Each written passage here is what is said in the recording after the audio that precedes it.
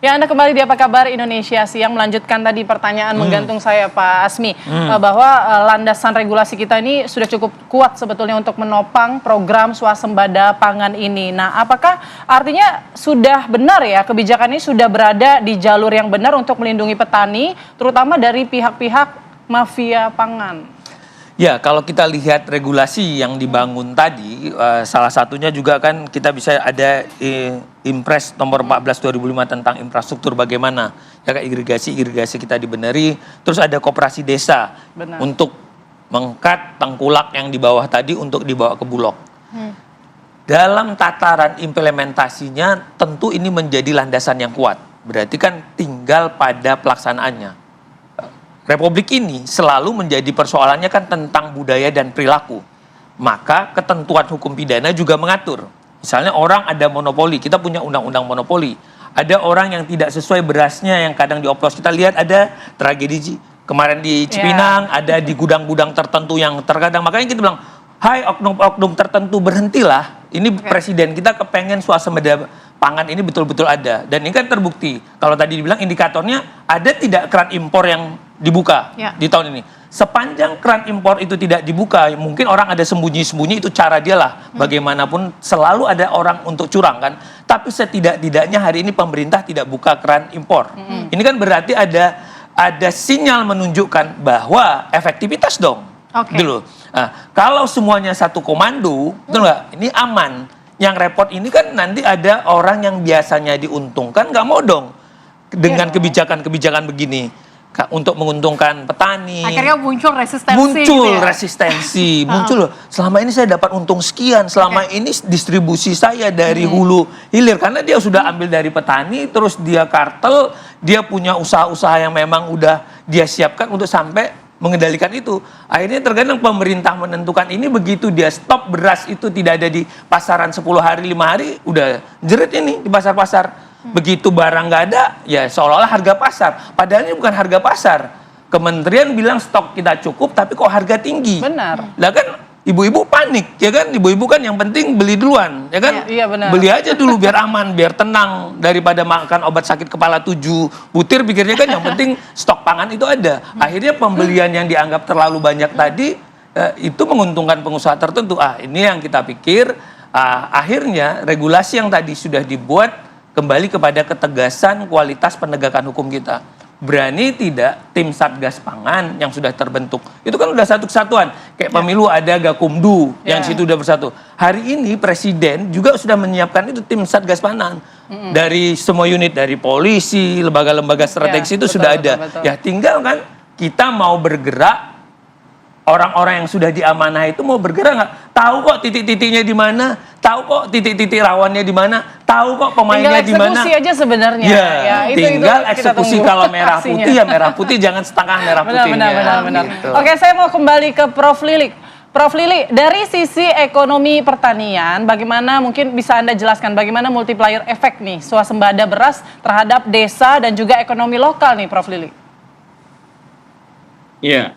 Terima kasih Mbak Putri dan Mbak Celia. Ya, jadi kita kembali pada konsep dasar bahwa beras ini kan bukan hanya sekedar sebagai bahan pangan pokok ya, masyarakat kita, tetapi sudah punya nilai yang lebih ya, misalnya punya nilai ekonomi, punya nilai politik, punya nilai sosial budaya tadi yang disampaikan Pak Asmi tadi, bahwa ini kemudian sangat signifikan. Artinya kalau dilihat dari seberapa intervensi atau seberapa kuat pengaruhnya terhadap ekonomi katakanlah di daerah pedesaan, dengan stabilnya harga beras katakanlah karena pada kondisi yang level swasembada beras ini kan tentunya tadi harapan kita bahwa keperpihakan kita kepada petani ya sebagai produsen dalam hal ini, sehingga tentunya ini akan memberikan stimulan atau memberikan akselerasi perputaran roda ekonomi di dalam kawasan tersebut ya katakanlah daya beli petani meningkat, kemudian juga infrastruktur akan bergerak di situ ya. Kemudian juga hal yang saya kira dilihat sekarang salah satu program pemerintah yang related dengan kondisi ini adalah pengembangan koperasi desa merah putih. Harapannya koperasi desa merah putih ini pun nanti akan masuk di dalam ekosistem pangan di wilayah tersebut atau di pedesaan tersebut, sehingga sekali lagi bahwa ini akan menghidupkan ya roda ekonomi atau roda perekonomian di wilayah tersebut. Intinya bahwa dengan kondisi surplus swasembada pangan, harga pangan stabil, ya tidak mempengaruhi inflasi dan sebagainya, ini tentunya akan memberikan apa istilahnya ekosistem masyarakat yang ideal harapannya. Ya, jadi tentunya ini nanti akan memberikan multiplier efek pada sektor-sektor yang non pertanian juga yang harapan kita. Saya kira itu, Mbak. Oke, akan memberikan multiplier efek. Tapi ada juga istilah nih, Prof. Kalau misalnya untuk mencapai sesuatu itu mungkin lebih mudah dibandingkan mempertahankan. Bagaimana kemudian kita mempertahankan swasembada beras ini naik level menjadi lumbung pangan dunia, Prof?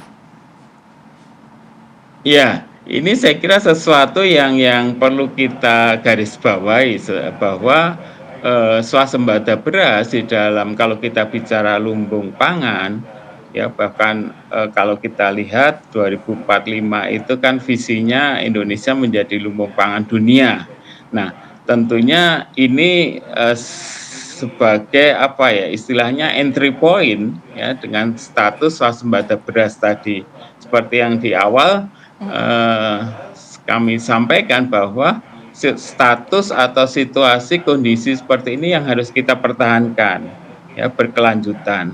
Nah, karena pada saat kita bicara lumbung pangan dunia apalagi ini parameternya itu tidak hanya cukup pada kuantitas, tidak cukup hanya produksi yang memenuhi kebutuhan, tetapi juga kita bicara tentang kualitas karena kita masuk pada pasar internasional, kemudian juga regulasi kemudian dan hubungan ya saya kira Pak Asmi juga tadi menyampaikan bahwa kita mau tidak mau Indonesia sebagai negara besar ya yang punya pengaruh apalagi dengan jumlah penduduk yang sangat besar, urusan pangan ini menjadi sangat signifikan. Oleh karena itu harapannya di 2045 mulai dari sekarang pemerintah kita sudah menyusun satu roadmap ya satu